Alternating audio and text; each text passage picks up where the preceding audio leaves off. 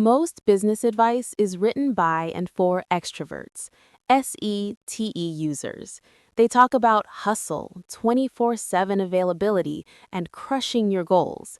If an INFJ follows that path, they don't build a business, they build a burnout machine. In this episode, we are going to treat your energy like capital.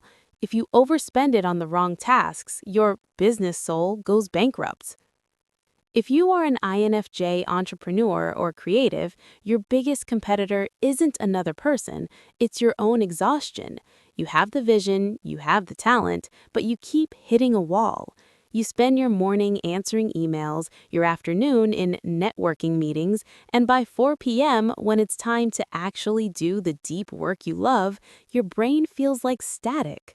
You think you have a time management problem. You don't. You have an energy management problem. You are spending gold energy on copper tasks. Today, we are going to audit your life. I'm going to show you how to build a business that protects your solitude, respects your rhythm, and pays you for your depth rather than your durability. Time versus energy. Time is linear, but energy is cyclical.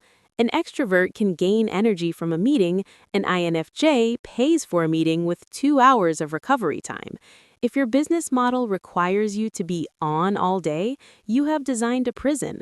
The tactician looks at their week not in hours, but in spoons or energy units. Deep work, NITI, costs 1 unit. Client interaction, FE, costs 5 units. Admin and details, SE, costs 10 units. If you only have 20 units a day, why are you spending 10 of them on a spreadsheet? Because INFJs are perfectionists, we tend to treat every decision as high stakes. Choosing a font feels as heavy as choosing a business strategy. This is decision fatigue. By the time you get to the big decisions, the ones that actually move the needle, your prefrontal cortex is fried. You end up making no progress because you've used all your willpower on the trivial. To scale, you must automate the trivial so you can occupy the vital.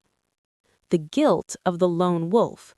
You feel like you should be doing it all. You feel lazy if you aren't busy. You see people on LinkedIn working 14-hour days, and you feel like a failure for needing a nap after a 2-hour coaching session. But the sovereign INFJ understands that quiet time is billable time. Your best ideas don't come when you're hustling, they come when you're staring at a tree.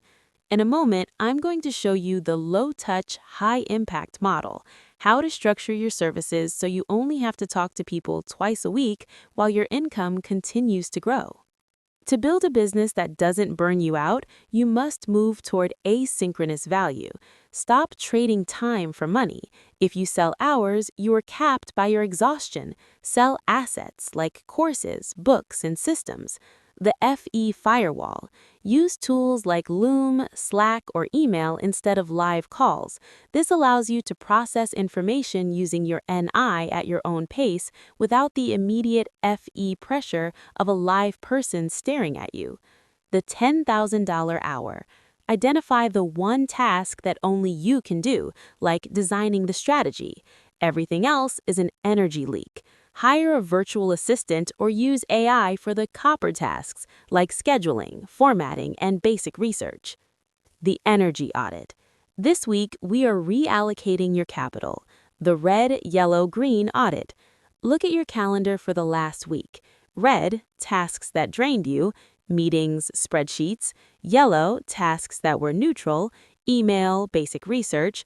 Green, tasks that gave you energy, creating, synthesizing, deep strategy. The No Meeting Wednesday.